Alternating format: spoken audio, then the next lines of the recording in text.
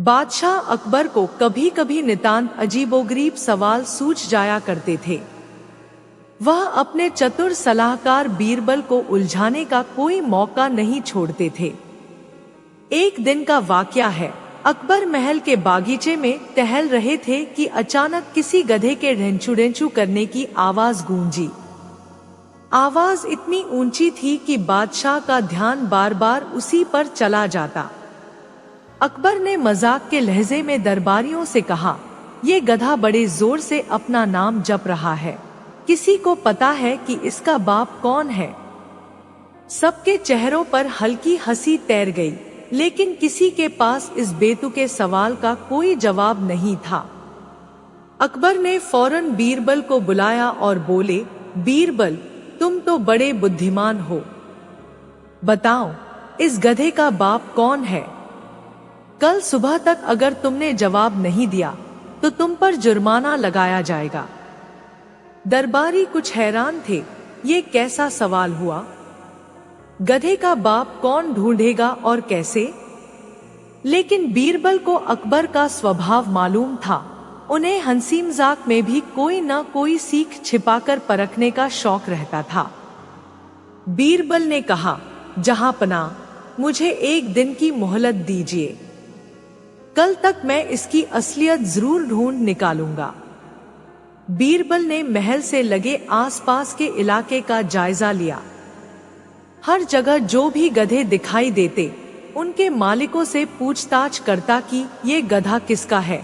कोई कहता, ये मेरा है, पर इसका बाप कहाँ है, ये किसे पता? कोई कहता, गधे का बाप तो दूसरा गधा ही होगा, लेकिन मुझे इसका पता नहीं। शाम तक बीरबल भी समझ गया कि भला गधे के बाप का अता पता कौन रखता है, पर उसे पता था कि अकबर ने सवाल केवल मजाक में नहीं पूछा है। वह यह देखना चाहते हैं कि बीरबल कैसे जवाब देता है। तभी बीरबल ने एक चतुर योजना बनाई। अगली सुबह अकबर ने दरबार लगाया और बीरबल से पूछा, कहो बीरबल, क्या तुमने गधे का बाप ढूंढ लिया? बीरबल ने हाथ जोड़कर कहा, जी जहांपनाह, ढूंढ लिया, पर मैं उसे यूं मुहज़बानी बताने की बजाय अदालत में ही पेश करना चाहता हूँ, ताकि सबको प्रमाण मिल जाए कि मैंने गलत नहीं कहा। अकबर के इशारे पर सिपाही एक गधे को दरबार में लेकर आ गए। गधा जोर जोर से रंभाने लगा। बीरबल ने कुछ ऐसा नाटक किया मानो वह गधे की भाषा समझता हो। वह उसके कान के पास गया, कुछ फुसफुसाया और फिर दरबारियों की ओर पलटकर बोला, जहांपनाह, यह गधा आपका अभिवादन कर रहा है। अकबर ने चौंक कर पूछा, मेरा अभिवादन कर रहा है? वो कैसे? बीरबल ने बिल्कुल गंभीर मुद्रा में कहा, जहांपनाह, मैंने इस गधे से पूछा कि तुम्हारे पिता कौन हैं, तो उसने कहा कि दरबार में मौजूद सबसे बड़े और समझदार बादशाह को ही वह अपना पिता मानता है। चूंकि वह महल के बागीचे के करीब पाया गया, तो इसका मानना है कि इसका जन्म भी यही हुआ होगा। यह सुनते ही कुछ दरबारी हंसी रोक न पाए। अकबर की त्योरियां चढ़ गईं, लेकिन उनके चेहरे पर भी मुस्कान खेलने लगी। उन्हें समझ आ गया कि बीरबल ने उनके बेतुके सवाल का जवाब भी उतना ही बेतुका मगर व्यावहारिक चतुराई से दिया है। अकबर ने बीरबल की ओर देखकर तनिक नाराजगी दिखाते हुए कहा, तुम मुझे उस गधे का बाप बता रहे हो? ये गुस्ताखी है बीरबल। बीरबल ने बड़े आदरपूर्वक उत्तर दिया, जहांपनाह, आपने ही तो मुझे यह जवाब ढूंढने को कहा था कि गधे का बाप कौन है। गधे की भाषा समझने वाला कोई इंसान नहीं है, इसलिए मैंने यही युक्ति निकाली। गलत या सही, इसका फैसला तो आप स्वयं ही करें, पर मेरी समझ से जो कोई भी गधे के वंश की पड़ताल करना चाहेगा, उसे इसी तरह की बेसिर पैर की बातों से दो चार होना पड़ेगा। अकबर को अपनी ही बात पर हंसी आ गई। उन्होंने दरबार में ऐलान किया, बीरबल, तुम्हारी बुद्धि को सलाम है। तुमने मेरे मूर्खतापूर्ण सवाल का भी ऐसा उत्तर ढूंढा कि मैं खुद ही हंसी में फंस गया। दरबारियों ने भी ताली बजाकर बीरबल की प्रशंसा की। इस तरह बीरबल ने एक और असंभव से प्रश्न का हल निकालकर सबको चौंका दिया। कहानी से सीख। कभी कभी हम मजाक में या गलत उद्देश्य से सवाल पूछते हैं तो जवाब भी उसी ढंग का मिल सकता है। अगर आपको कहानी पसंद आती है तो चैनल को सब्सक्राइब जरूर करें। बादशाह अकबर के दरबार में कई बार चोरी चकारी के मामले आते रहते थे, जिनका हल निकालने के लिए सभी को बीरबल की चतुराई पर बड़ा भरोसा था। एक बार रानी साहिबा का बेशकीमती मोतियों का हार गायब हो गया। महल में हड़कंप मच गया, क्योंकि वह हार रानी को बहुत प्रिय था और हाल ही में किसी ने उन्हें उपहार में दिया था। अकबर ने महल के पहरेदारों और सेवकों से पूछताछ करवाई, पर कोई सुराग हाथ नहीं लगा। आखिरकार उन्होंने बीरबल को बुलाकर कहा, देखो बीरबल, रानी साहिबा का हार चोरी हो गया है। मुझे यकीन है कि यह चोरी महल के अंदर के ही किसी व्यक्ति ने की होगी, लेकिन कोई भी कबूल नहीं कर रहा। तुम कोई ऐसा उपाय निकालो जिससे चोर खुद सामने आ जाए। बीरबल ने विनम्रतापूर्वक हामी भरी और सबसे पहले महल के हर उस कर्मचारी की सूची बनवाई जो रानी के कक्ष में आता जाता था। पहरेदार, दास-दासी, रसोइया, महराबन आदि सबके नाम उसमें दर्ज थे। अगली सुबह बीरबल ने उसी सूची में से दर्जन भर लोगों को एक हॉल में इकट्ठा करवाया। दरबार में और भी कुछ महत्वपूर्ण दरबारी मौजूद थे। सब उत्सुक थे कि बीरबल आखिर क्या करने जा रहा है। बीरबल ने उन सभी संदिग्ध लोगों की ओर ध्यान से देखा और बोला, रानी साहिबा का हार किसने चुराया है, यह तो मुझे पहले से ही पता है, पर मैं चाहता हूं कि चोर खुद सामने आए। तुम में से जो भी चोर है, उसकी दाढ़ी में तिनका फंसा हुआ है। सभी चौंक गए, क्योंकि ज्यादातर लोगों के चेहरों पर दाढ़ी या मूछें थीं। वे मन ही मन सोचने लगे, क्या सचमुच किसी की दाढ़ी में तिनका है? दरअसल किसी की दाढ़ी में कोई तिनका नहीं था। यह बीरबल की चाल थी। बीरबल ने आगे कुछ नहीं कहा, बस सबको चुपचाप खड़े रहने का इशारा किया। वह ध्यान से हर व्यक्ति के हाव भाव देखने लगा। कुछ देर बाद दरबार में सन्नाटा छा गया। अचानक एक व्यक्ति ने अनजाने में अपने हाथ से दाढ़ी टटोलने की कोशिश की। शायद उसमें डर था कि कहीं मेरी दाढ़ी में तो तिनका नहीं। बस बीरबल को यही संकेत चाहिए था। उसने तुरंत ऊंची आवाज में कहा, पकड़ो, यही है चोर, इसकी दाढ़ी में ही तिनका छिपा है। सिपाही उस व्यक्ति को दबोचने के लिए आगे बढ़े तो वह घबरा गया और बोला, नहीं, मेरी दाढ़ी में कुछ नहीं है। बीरबल मुस्कुराते हुए बोला, हमें मालूम है कि वास्तव में वहां कोई तिनका नहीं, पर तुमने खुद अपनी घबराहट में दाढ़ी छुकर बता दिया कि तुम ही चोरी के गुनहगार हो। बादशाह अकबर ने सख्ती से उस व्यक्ति से पूछताछ की तो उसने सारी बात उगल दी। उसने स्वीकार किया कि लालच में आकर उसने मोतियों का हार चुरा लिया था और उसे महल के एक सुनसान हिस्से में जमीन के नीचे दबा दिया था, ताकि कुछ दिन बाद निकालकर बेच सके। चोर की निशानदेही पर सिपाहियों को वह हार मिल गया। रानी साहिबा का गुम हुआ हार फिर से वापस आ गया। अकबर ने चोर को कड़ी सजा दी और बीरबल की तारीफ करते हुए कहा, बीरबल, तुमने झूठी बात कहकर भी चोर के मन में भय पैदा कर दिया। वास्तव में तिनका कहीं था नहीं, लेकिन दोषी कॉन्शियंस, अपराध बोध ने उसे खुद ही फंसा दिया। दरबारियों ने बीरबल की हाजिर जवाबी और मनोवैज्ञानिक समझ की सराहना की। तभी से चोर की दाढ़ी में तिनका कहावत प्रचलित हो गई, जिसका अर्थ है, जिसने गलती की होती है वह खुद ही अपने व्यवहार से पकड़ा जाता है। कहानी से सीख। अपराध करने वाला व्यक्ति मन ही मन डरा रहता है और हल्की सी चालाकी से वह स्वयं अपना दोष प्रकट कर देता है। कभी कभी सीधे सबूत न होने पर मनोवैज्ञानिक उपायों से सच उगलवाया जा सकता है। बादशाह अकबर के राज दरबार में समय समय पर कवि, गवैये और कई कलाकार अपनी कला का प्रदर्शन करने आते थे। एक दिन दूर राज्य से एक प्रसिद्ध कवि आए। उन्होंने दरबार में अकबर की शान में बहुत ही सुंदर और प्रभावशाली कविता सुनाई। कविता इतनी मनभावन थी कि अकबर ने ताली बजाकर स्वागत किया और खुश होकर बोले, कवि महाशय, आपके इस अद्भुत काव्य के लिए आप जो मांगेंगे मैं आपको इनाम में दूंगा। सारे दरबारी कवि की वाहवाही करने लगे। कवि गर्व से फूल उठा। उसने नम्रता का दिखावा करते हुए कहा, जहांपना, मैं कोई आम कवि नहीं, मेरी कविता अमूल्य है, इसलिए मेरा इनाम भी कुछ खास होना चाहिए।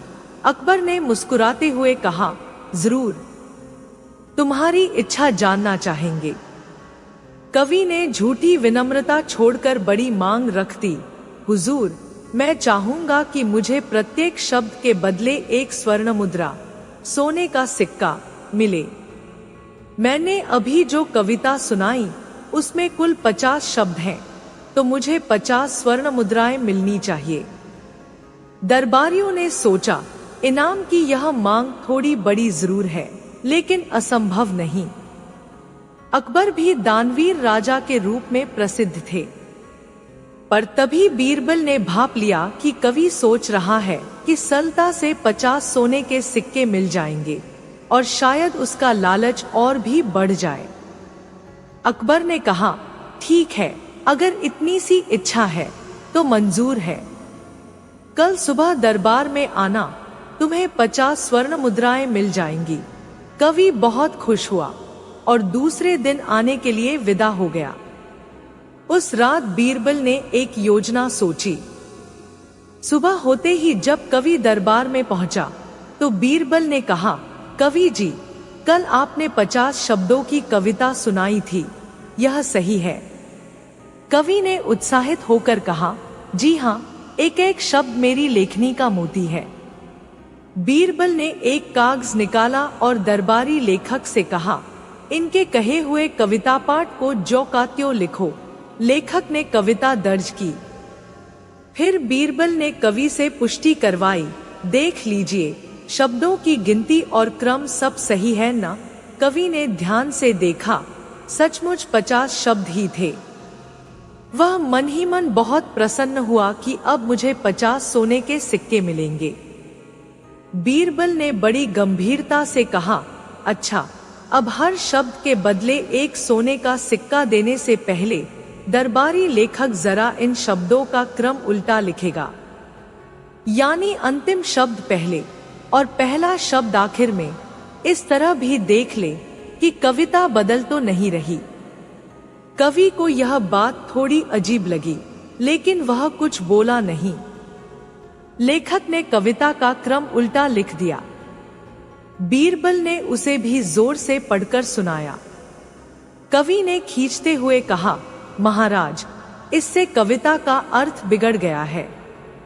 बीरबल ने मुस्कुराते हुए कहा, कोई बात नहीं, आप तो प्रत्येक शब्द के बदले एक स्वर्ण मुद्रा मांग रहे थे। आपने यह थोड़े ही कहा था कि हम कविता को उसी क्रम में रखें। अकबर को भी यह दिलचस्प चाल समझ में आने लगी। कवि ने विरोध किया, हुजूर, आपने वादा किया था कि मुझे 50 स्वर्ण मुद्राएं मिलेंगी, अब ये उल्टा सीधा क्रम क्यों? बीरबल ने शांत स्वर में कहा, कवि जी, कल आप ही कह रहे थे मेरी कविता के प्रत्येक शब्द की कीमत एक स्वर्ण मुद्रा है, लेकिन आपने यह नहीं बताया कि शब्द किस क्रम में होने चाहिए और अर्थ पूरा रहे या नहीं। हमने आपको 50 शब्दों के बदले 50 सिक्के देने का वादा किया, पर किस पेज पर या किस क्रम में ये शब्द होंगे, यह तो आपने स्पष्ट किया ही नहीं। कवि को समझ आ गया कि वह अपनी बात को अधूरा छोड़कर लालच कर रहा था। अब बीरबल उसी बात को घुमा फिरा कर उस पर ही लागू कर रहा है। अगर कवि ज्यादा बहस करता तो डर था कि कहीं बीरबल कोई और चाल न चल दे। अंततः कवि ने हाथ जोड़कर नम्रतापूर्वक कहा, हुजूर, मुझे सबक मिल गया। मेरा मकसद आपकी दरियादिली का फायदा उठाना नहीं था। मैं अपनी कविता का उचित पारिश्रमिक चाहता था, बस। अकबर ने स्थिति संभालते हुए कहा, जब तुमने 50 शब्दों का हिसाब मांगा तो हमें भी अपने तरीके से उसे मानना पड़ा, पर अब मैं अपनी खुशी से तुम्हें इनाम देता हूँ। ये 25 स्वर्ण मुद्राएं तुम्हारी मेहनत के लिए। कवि ने धन्यवाद दिया और भविष्य में कभी लालच न करने का वादा किया। बीरबल ने मुस्कुराते हुए सबको इशारा किया कि कविता की कीमत कवि की कला और भावना से आकी जाती है, न कि शब्द गिनकर। दरबारियों ने तालियां बजाईं और इस तरह अकबर बीरबल ने एक और रोचक प्रसंग रचा।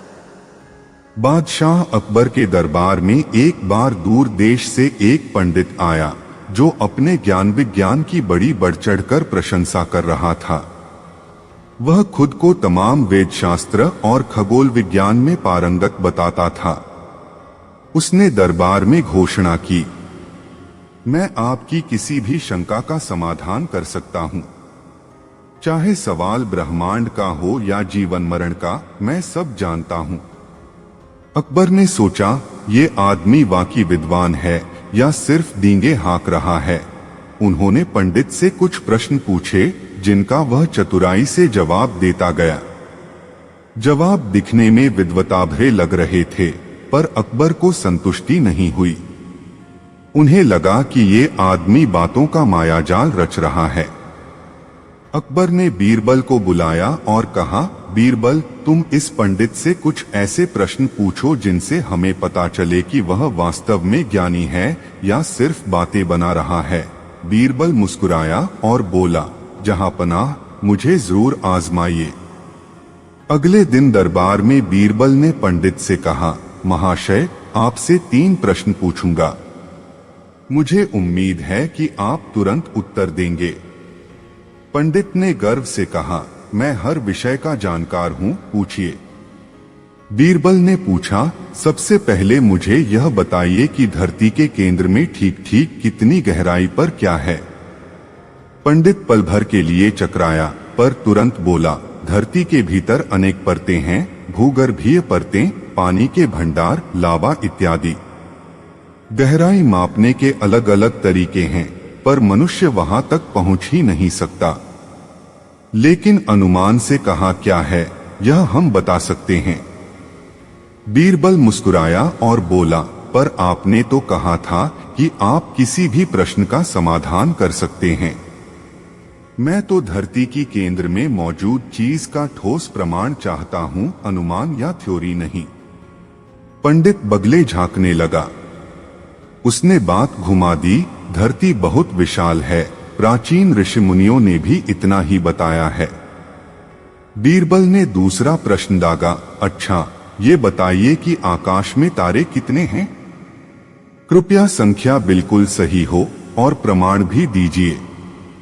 पंडित ने मन ही मन सोचा, ये तो ताराशास्त्र का प्रश्न है, मैं कुछ बड़ा आंकड़ा बता दूंगा। उसने बड़ी गंभीरता दिखाते हुए कहा, आकाश में 333 करोड़ 33 लाख 33,333 तारे हैं। यह ऋषियों के सूत्र में बताया गया है। बीरबल ने हंसकर कहा, बहुत खूब। क्या आप इसके प्रमाण स्वरूप कोई ग्रंथ या ठोस प्रमाण पेश कर सकते हैं? पंडित बोला, यह तो गुप्त ज्ञान है, सामान्य व्यक्ति को समझ नहीं आएगा। बीरबल का तीसरा प्रश्न था, एक आखिरी बात बताइए, क्या आप मेरे मन में चल रही अगली सोच को अभी बता सकते हैं? पंडित ने ताव में आकर कहा, निस्संदेह बता सकता हूं। आप सोच रहे हैं कि मैं बहुत बड़ा पंडित हूं और मेरा सम्मान किया जाना चाहिए। बीरबल ने जोर से ठहाका लगाते हुए कहा, जी नहीं। मैं सोच रहा हूं कि आप हमें बेवकूफ बना रहे हैं। धरती के केंद्र का और तारों के सही सी गणना का दावा केवल अनुमान या गुप्त ज्ञान कहकर नहीं किया जा सकता। आप एक चतुर कथावाचक होंगे पर शास्त्रों के वास्तविक ज्ञाता नहीं। दरबारियों में सुगबुगाहट होने लगी। सबको लग रहा था कि पंडित बड़ा गप्पी है। अकबर ने सख्त रुख अपनाते हुए कहा, तुम दूसरों को प्रभावित करने के लिए बड़ी बड़ी बातें कर रहे हो, पर किसी भी प्रश्न का ठोस उत्तर नहीं दे पाए। यदि तुम्हारे पास प्रमाण या तर्क नहीं तो किसी भले व्यक्ति की तरह स्वीकार कर लो कि तुम्हारे ज्ञान की भी एक सीमा है। पंडित ने शर्मिंदा होकर हाथ जोड़े, जहां पनाह, मेरा मकसद किसी को धोखा देना नहीं था। बस मैं अपने ज्ञान को थोड़ा बढ़ा चढ़ाकर पेश कर रहा था। मुझे माफ कीजिए। अकबर ने उसे चेतावनी दी कि विद्या हमेशा विनम्रता सिखाती है, घमंड या झूठी शान दिखाने के लिए उसका प्रयोग नहीं होना चाहिए। पंडित ने माथा टेककर क्षमा मांगी और दरबार से चला गया।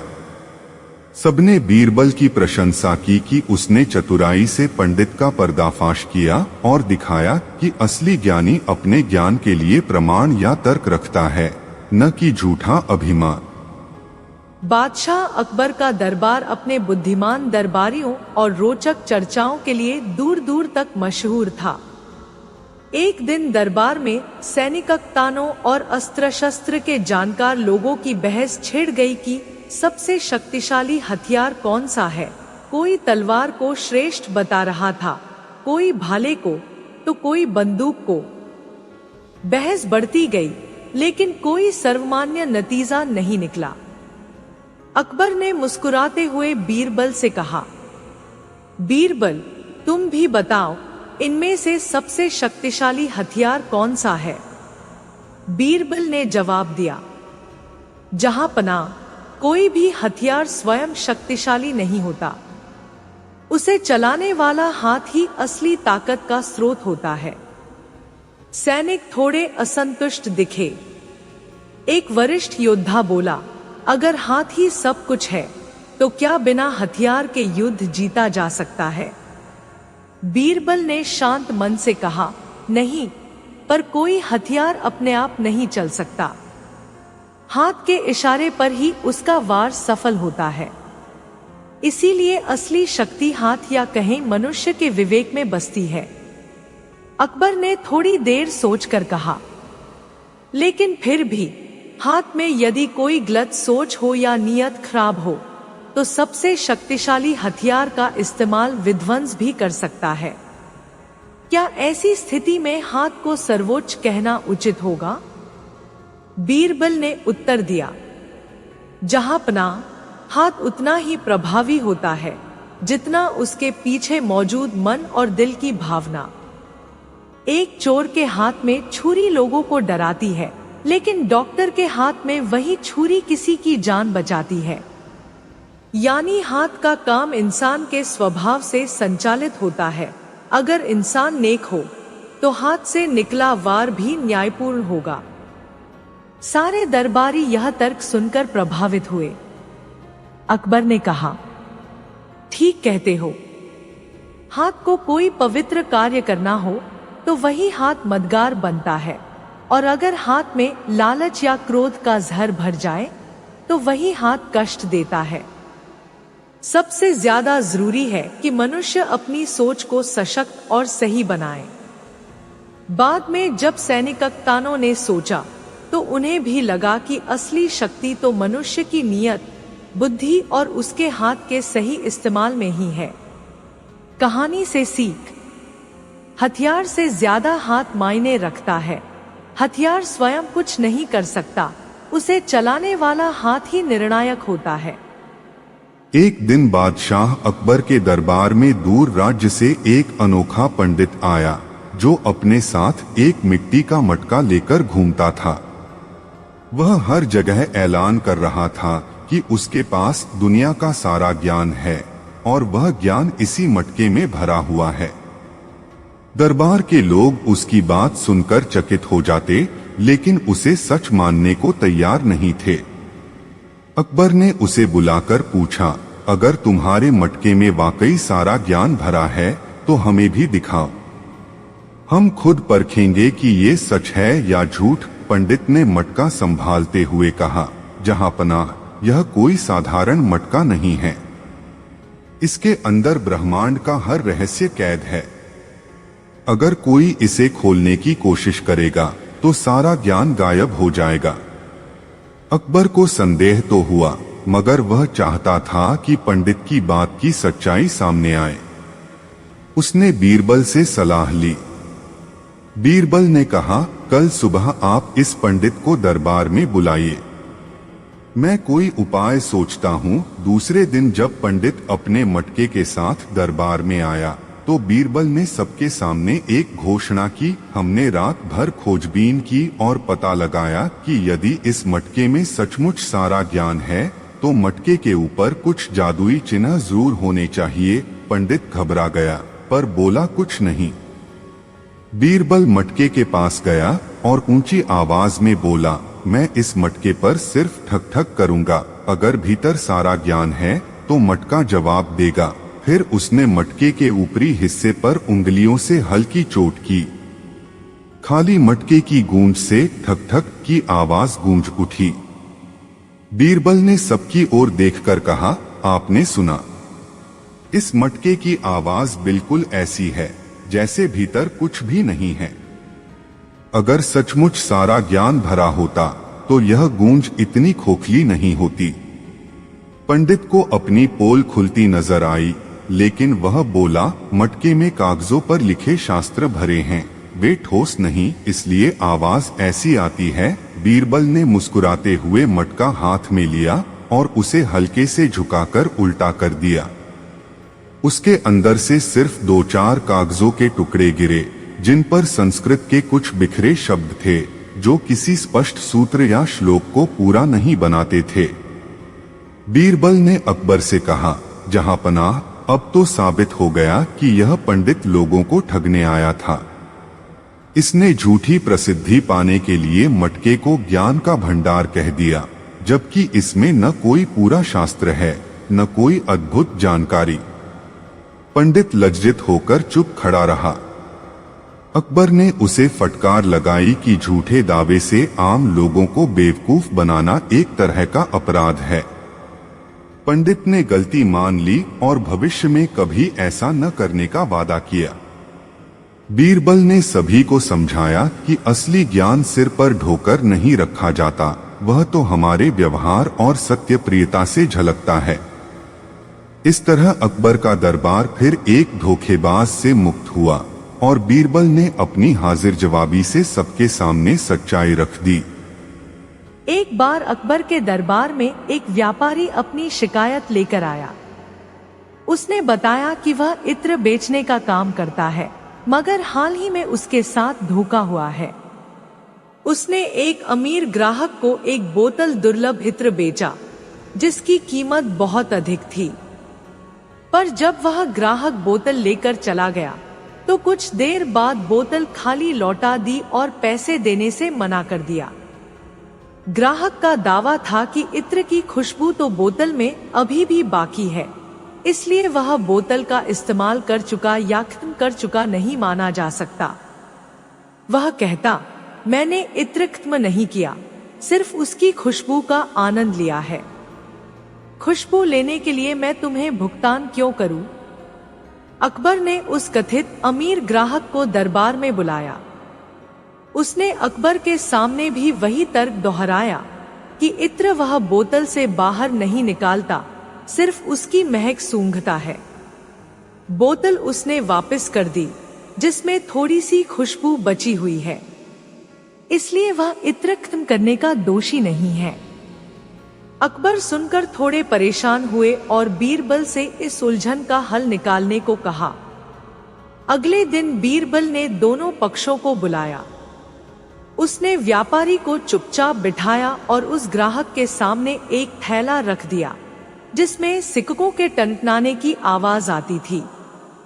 बीरबल ने थैले को धीरे धीरे हिलाया और ग्राहक से बोला, लो सुनो, ये सिक्के बज रहे हैं, मैं तुम्हें भुगतान कर रहा हूँ। ग्राहक चौंक गया। उसने कहा, ये क्या मजाक है?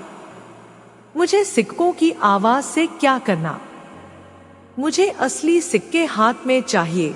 बीरबल ने मुस्कुराते हुए जवाब दिया, अगर इत्र की महक सूंघकर ही तुम्हारे आनंद की पूर्ति हो सकती है, तो सिक्कों की आवाज सुनकर तुम्हारे भुगतान की पूर्ति क्यों नहीं हो सकती?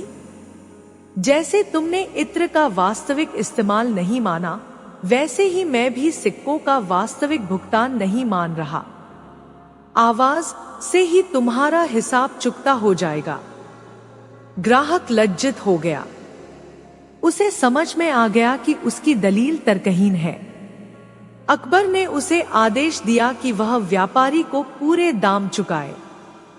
साथ ही भविष्य में किसी को धोखा न देने की चेतावनी दी। इस तरह बीरबल ने अपनी चतुराई से एक और अनोखा विवाद सुलझाकर न्याय दिलाया। अकबर ने बीरबल को बना दिया दरबार का चपरासी। मुगल बादशाह अकबर के दरबार में रोज कोई न कोई नया तमाशा होता ही रहता था। कभी कोई पंडित अपनी विद्या दिखाने आता, कभी कोई व्यापारी अपनी अजीबोगरीब बातें लेकर, तो कभी कोई साधु संत चमत्कार दिखाने पहुंच जाता। लेकिन दरबार का असली रंग तब जमता था जब बीरबल अपनी चतुराई और हाजिर जवाबी से सबको चौंका देता। पर उस दिन का दृश्य बिल्कुल अलग था। बादशाह अकबर ने हंसते हंसते ऐसा फरमान सुना दिया कि पूरा दरबार दंग रह गया। आज से बीरबल हमारे दरबार का चपरासी होगा। पहला अध्याय, दरबार में हलचल। सुबह सुबह बादशाह अकबर अपने शाही आसन पर बैठे थे। हाथ में मोती जड़ा पंखा, सामने सुगंधित इत्र से भरी हवाएं और दरबारी अपने अपने स्थान पर। तभी एक दरबारी ने शिकायत की, जहां पना, बीरबल हमेशा दरबार की सबसे ऊंची जगह पर रहता है।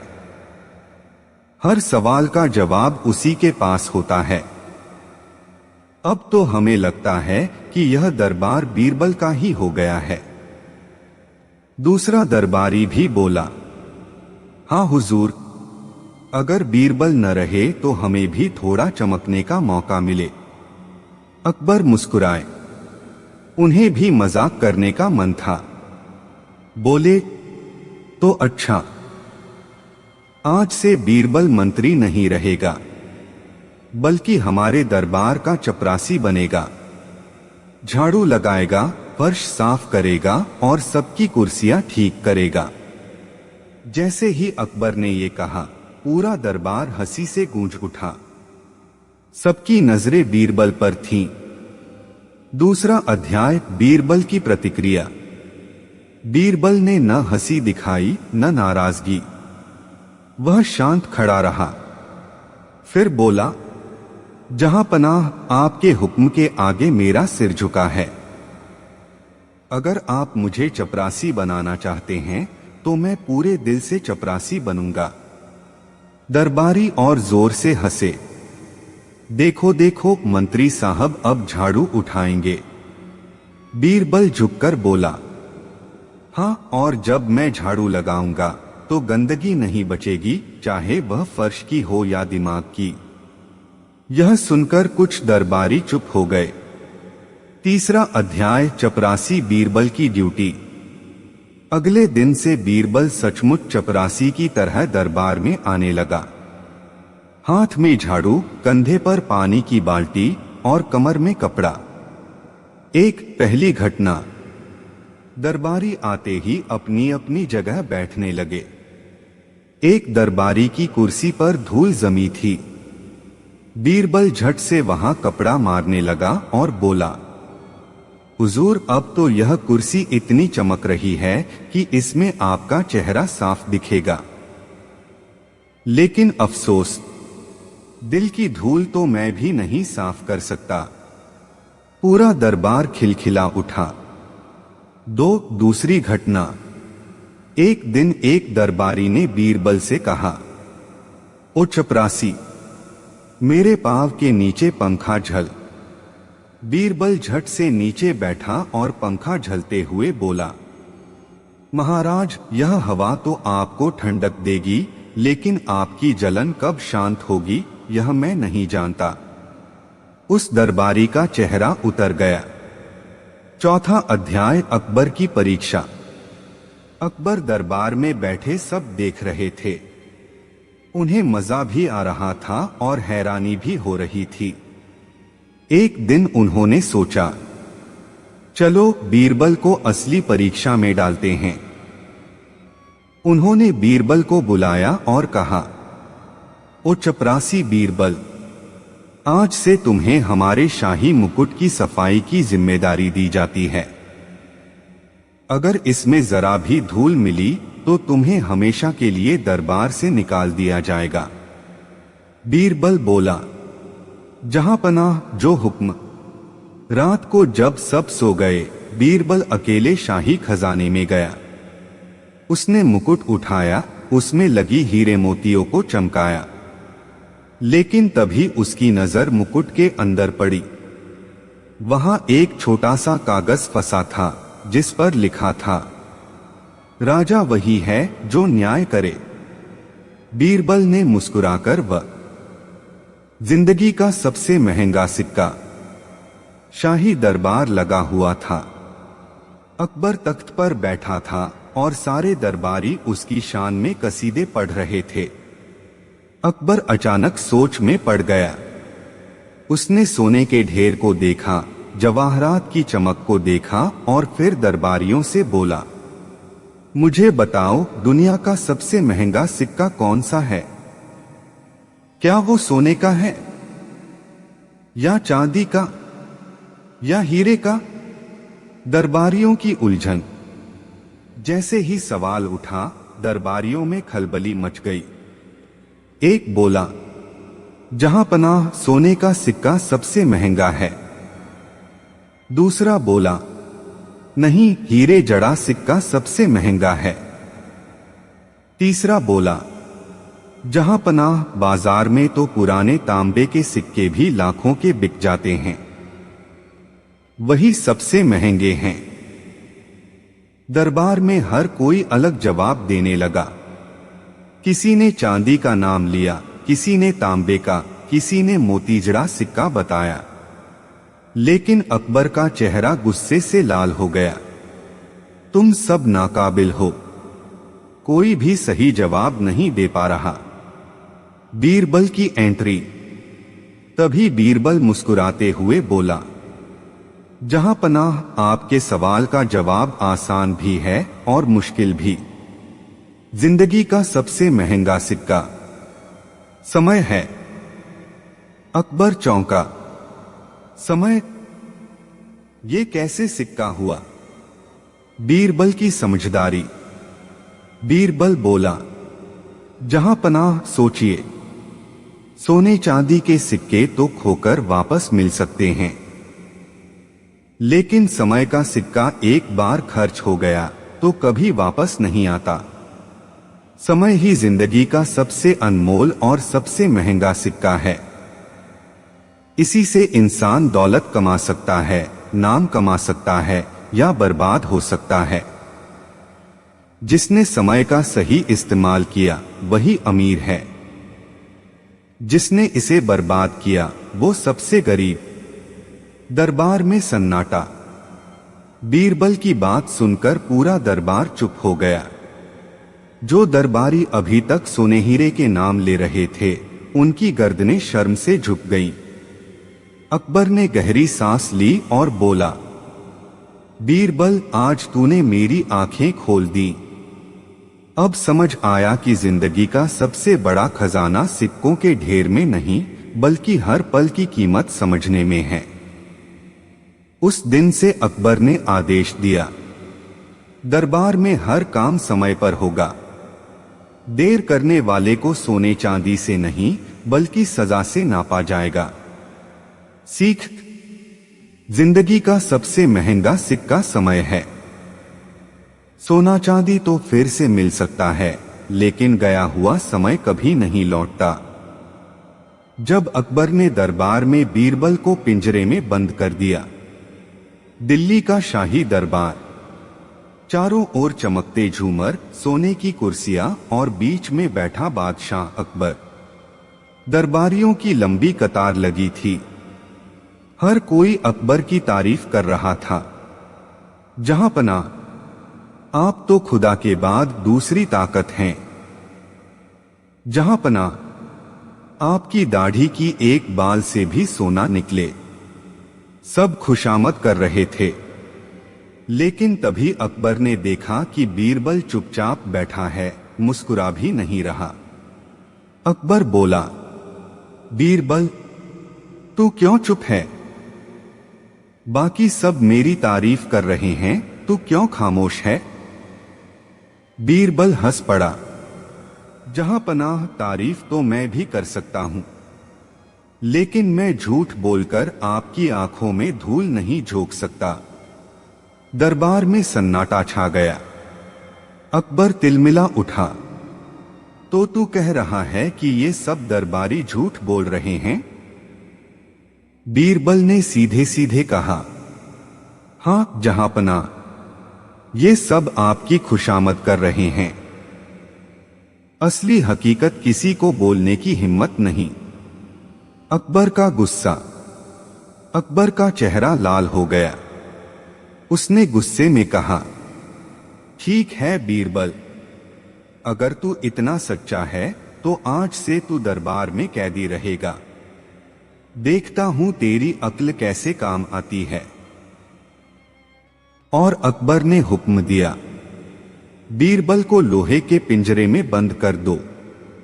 दरबार हक्का बक्का रह गया। सिपाही दौड़े और बीरबल को पकड़कर दरबार के बीच बने बड़े पिंजरे में बंद कर दिया। अब हालत ये थी, एक तरफ अकबर तख्त पर बैठा था और ठीक सामने बीरबल पिंजरे में बंद एक कैदी की तरह बैठा हंस रहा था। दरबारियों की हंसी। जिन दरबारियों को बीरबल अक्सर मात देता था, उनकी तो खुशी का ठिकाना ही नहीं रहा। कोई बोला, अब देखो बीरबल,